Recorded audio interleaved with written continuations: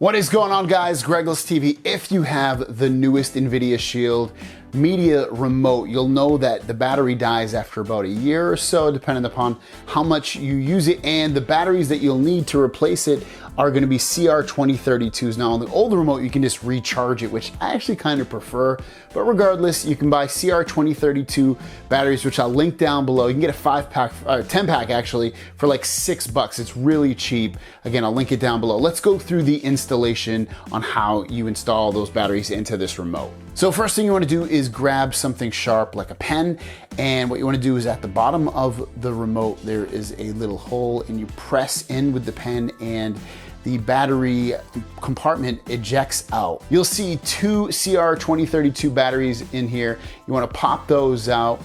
Then you want to grab two new 2032 batteries and insert those into the compartment. Then grab the battery compartment and press it back into the bottom part of the media remote.